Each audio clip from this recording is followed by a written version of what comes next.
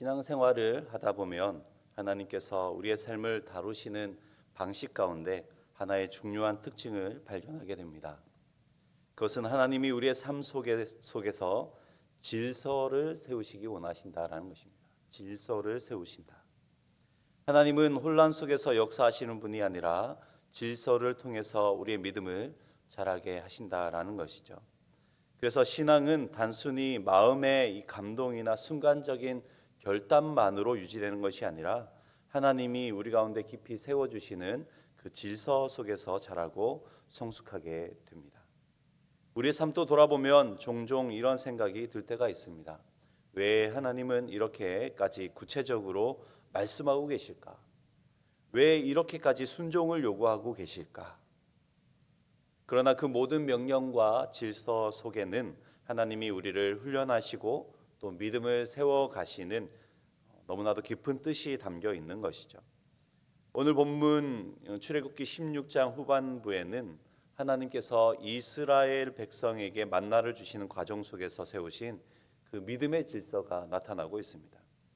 하나님은 단지 먹을 것을 주시는 분이 아니라 그것을 통해서 백성들의 삶에 믿음의 질서를 세우고 계셨습니다.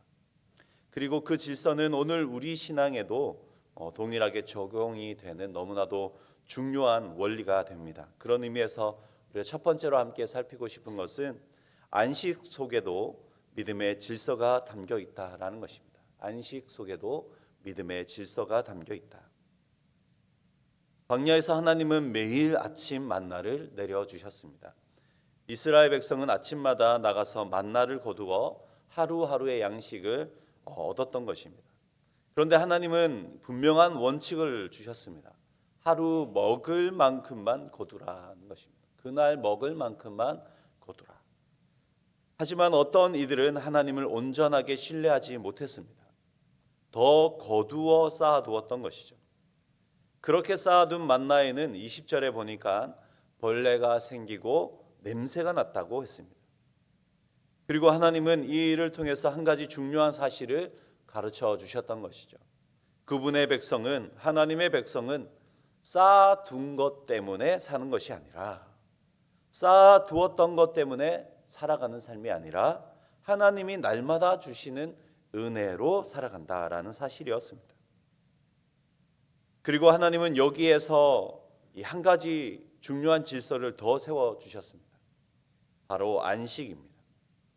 여섯째 날에는 만나를 2배로 거두게 하셨고 7째 날에는 만나가 내리지 않게 하셨던 것이죠. 이것은 단순한 규칙을 의미하는 것이 아니라 하나님 백성의 삶의 중심을 세워가는 것이었습니다. 질서, 하나님 백성으로서의 믿음의 질서를 세워가는 것이었죠. 이스라엘이 매일매일 만나를 거두며 살아가다가도 7째 날에는 멈추어 하나님을 바라보게 하셨던 것입니다. 사람이 쉬지 않으면 불안해합니다. 그럼에도 불구하고 또 어떤가 하면 더 일해야 살 수 있다고 생각하는 것이 인생이죠. 그러나 하나님은 백성들에게 이렇게 말씀하시는 것입니다. 너희의 삶은 너희의 수고로 유지되는 것이 아니라 내가 공급하는 것으로 유지되는 것이다. 그래서 안식은 단순히 몸이 쉬는 날이 아니라 하나님을 더욱더 신뢰하는 날을 의미하게 됩니다. 내가 모든 것을 책임지고 살아가는 것이 아니라 하나님이 우리의 삶을 붙들고 계신다는 사실을 기억하는 날인 것이죠. 신명기 8장 3절에서 하나님이 해석해 주신 이 광야의 만나의 사건을 다시 한번 읽어드립니다. 사람이 떡으로만 사는 것이 아니요 여호와의 입에서 나는 모든 말씀으로 사는 줄을 내가 알게 하려 하심이라. 결국 하나님은 광야에서 백성들의 배를 채우신 것이 아니라 백성들의 믿음을 세우고 계셨던 것입니다. 사랑하는 성도 여러분, 하나님은 오늘 우리의 삶 속에서도 동일하게 그 믿음의 질서를 세우고 계십니다. 예배의 자리, 안식의 자리, 기도의 자리, 또 말씀의 자리 속에서 우리의 이 마음을 날마다 하나님께 집중하게, 하나님께 돌이키게 하는 것이죠. 그리고 그 질서 속에서 우리는 점점 하나님을 신뢰하는 사람으로 자라가게 되는 것입니다. 그러므로 특별히 주일, 안식을 가장 깊이 생각할 수 있는 그런 날이죠. 주의 날을 더욱더 잘 구별하여서 이 안식의 날을 통해서 그분의 공급하심을, 하나님의 공급하심을 더욱더 신뢰하기를 원하시는 우리 하나님의 마음에 너무나도 합당한 우리의 삶이 되어질 수 있길 소망합니다. 두 번째로 함께 살피고 싶은 것은 만나 항아리에 담긴 은혜의 역사를 우리는 기억해야 한다는 것입니다. 만나 항아리에 담긴 은혜의 역사를 기억해야 합니다. 이 본문 후반부에서 하나님은 모세에게 한 가지 특별한 명령을 주고 계십니다. 만나 한 오멜을 항아리에 담아서 여호와 앞에 두어 대대로 보존하게 하라는 것입니다. 33절을 한번 보시겠습니다. 또 모세가 아론에게 이르되 항아리를 가져다가 그 속에 만나 한 오멜을 담아 여호와 앞에 두어 너희 대대로 간수하라. 하나님은 단순히 그분의 백성들의 배를 채우시는 것에 끝내시는 것이 아니고 그들을 어떻게 먹이셨는지를 기억하게 하기를 원하셨던 것입니다. 광야의 삶은 하루하루가 급하고 어려운 삶이었습니다. 그런 의미에서 오늘의 이 먹을 양식이 가장 중요한 문제였던 곳이기도 하죠. 그런 곳에서 먹었던 이 만나 한 오멜을 하나님은 따로 이 항아리에 담아두게 하셨던 것입니다. 이스라엘 백성들은 이 만나가 든 이 항아리를 보면서 하나님이 자신들에게 광야에서 배불리 먹이셨다라는 그 사실을 기억하게 되었던 것이죠. 그런데 왜 하나님은 이렇게까지 기억하게 하셨을까요? 이유는 너무나도 분명하죠. 사람은 하나님의 은혜를 너무나도 쉽게 잊어버리기 때문에 그렇습니다. 처음 광야에서 만나가 내려졌을 때 이 백성들은 너무나도 놀라워했습니다. 하지만 시간이 지나면 지날수록 또 수많은 시간들이 지나자 그 은혜도 너무나도 익숙해졌고 그 감사가 당연함으로 바뀌기 시작했던 것입니다. 그리고 또 당연하게 생각했던 그것이 없어지면 불평과 원망함으로까지 바뀌게 되었던 것이죠. 그래서 하나님은 은혜를 눈에 보이는 표지로 남기게 하셨던 것입니다. 신명기 8장 2절을 우리는 계속해서 기억하게 됩니다. 내 하나님 여호와께서 이 40년 동안에 내게 광야 길을 걷게 하신 것을 기억하라. 신앙은 기억과 깊이 연결되어 있다라는 것입니다. 하나님이 하신 일을 기억할 때 우리의 믿음은 다시 살아나는 것이죠. 하나님이 과거에 어떻게 역사하셨는지를 기억할 때 우리는 현재의 삶에서도 하나님을 더욱 신뢰하게 되는 것입니다. 그런데 성경은 이 만나 사건이 단지 이 과거의 은혜를 기록한 이야기가 아니라 더 깊은 의미를 가지고 있음을 보여주고 있습니다. 바로 예수님과 연결되기 때문입니다. 요한복음 6장 35절에서 예수님께서 이 만나의 사건을 언급하시면서 이렇게 말씀하셨습니다. 예수께서 이르시되 나는 생명의 떡이니 내게 오는 자는 결코 줄이지 아니할 터이요 나를 믿는 자는 영원히 목마르지 아니하리라. 이스라엘 백성은 광야에서 만나를 먹고 살아갔습니다. 광야에서는 바로 만나가 생명을 유지하게 하는 가장 크고 중요한 은혜의 양식이었던 것이죠. 광야에서 만나가 그런 은혜의 양식이었지만 이제는 예수님께서 우리에게 영원한 생명을 주시는 참된 양식이 되셨다라는 것입니다. 그런 의미에서 광야에서의 만나는 장차 오실 그리스도를 가리키는 표지와 같은 사건이었습니다. 그리고 여기서 우리는 또 하나 이 만나를 항아리에 담아 여호와 앞에 두게 하신 하나님의 뜻을 또한 살펴볼 수 있습니다. 하나님이 만나를 항아리에 담아 여호와 앞에 두게 하신 것은 단순히 이 과거의 사건을 기념하게 하신 것이 아니라 하나님이 자기 백성을 날마다 먹이시는 은혜를 항상 기억하게 하기 위함이었던 것이죠. 마찬가지로 하나님은 신약의 이 교회에게도 은혜를 기억하게 하는 표지를 주셨습니다. 그것이 바로 성찬입니다.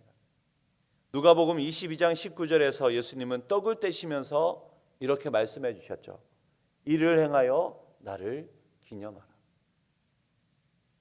광야에서 만나 항아리가 하나님의 공급하심을 기억하게 하는 그런 표지였다면, 떡과 잔은 예수 그리스도의 구원의 은혜를 기억하게 하는 표지인 것입니다. 이스라엘이 만나 항아리를 보면서 하나님이 이 광야에서 우리를 먹이셨구나라고 기억했다면, 우리는 이 성찬의 떡을 보면서 예수 그리스도가 우리를 십자가로 살리셨다라는 사실을 기억하게 되는 것입니다. 그래서 만나 항아리는 결국 예수 그리스도의 은혜를 가리키는 표지와도 같은 것입니다. 하나님은 광야에서 만나로 백성들의 육신을 살리셨지만, 이제는 예수 그리스도를 통해서 우리의 이 영혼을 영원히 살리신 것이죠. 그렇다면 이 본문의 이 말씀이 오늘 우리의 삶에 주는 의미는 무엇이겠습니까? 우리는 여전히 광야와 같은 세상을 살아갑니다. 삶은 불안하고 미래는 예측하기 어렵습니다. 그리고 우리의 힘만으로는 감당하기 너무나도 어려운 일들이 날마다 찾아오는 때를 살아갑니다. 그래서 우리는 눈에 보이는 것에 더 의지하고 싶어하고, 또 더 많이 확보하고 더 많이 쌓아두어야 마음이 놓인다라고 생각하며 살아갑니다. 하지만 이러한 삶에 우리가 분명히 기억해야 하는 사실이 있는 것이죠. 하나님은 우리에게 이미 가장 큰 은혜를 주셨다라는 것입니다. 하나님은 자신의 아들 독생자 예수님을 우리에게 내어주셨습니다. 예수 그리스도를 통해서 우리를 구원하시고 하나님의 자녀로 삼아주셨습니다. 그렇게 우리는 이 말씀을 더욱 분명하게 기억해야 할 것입니다. 로마서 8장 32절 말씀입니다. 우리 함께 읽어보겠습니다. 시작. 자기 아들을 아끼지 아니하시고 우리 모든 사람을 위하여 내주신 이가 어찌 그 아들과 함께 모든 것을 우리에게 주시지 아니하겠느냐. 아멘. 너무나도 분명하게 선포하고 있습니다. 하나님이 우리에게 가장 귀한 것을 내어주시면서까지 우리를 사랑하시고 구원해 주셨다면, 사랑하는 독생자 예수님을 우리에게 내어주시기까지 우리를 사랑하시고 구원해 주셨다면, 우리의 삶도 반드시 붙드시고 인도하실 것이라는 사실입니다. 그러므로 우리가 삶의 문제 앞에서 흔들릴 때마다 먼저 기억해야 할 것은 바로 이 만나 항아리입니다. 하나님의 은혜입니다. 예수님의 희생과 사랑인 것이죠. 우리의 형편이 아니라 하나님이 우리에게 이미 행하신 이 놀라운 일들을 우리는 먼저 기억해야 하는 것입니다. 구체적으로 하나님은 우리를 죄 가운데에서 그대로 내버려 두지 아니하시고 자기 아들 독생자를 보내셔서 우리를 구원해 주셨으며, 우리가 하나님을 찾기도 전에 하나님이 먼저 우리를 찾아와 주셨습니다. 우리가 하나님께 무엇을 드렸기 때문에 그러신 것이 아니라, 그렇게 우리를 사랑하신 것이 아니라 전적인 은혜로 우리를 사랑하시고 붙들어 주셨다라는 것입니다. 그렇게 가장 값지게 살리신 우리의 삶을 하나님이 외면하실 리가 없으시다라는 것이죠. 우리의 삶에 필요한 것, 오늘 우리에게 무엇이 있어야 하는지를 우리를 가장 사랑하시는 그 하나님께서는 결코 모르실 리가 없다라는 것입니다. 때로는 길이 막힌 것처럼 보일 때도 있고 기도가 응답되지 않는 것처럼 느껴질 때도 있습니다. 그러나 그때마다 우리는 이렇게 고백하며 기억할 수 있어야 한다라는 것입니다.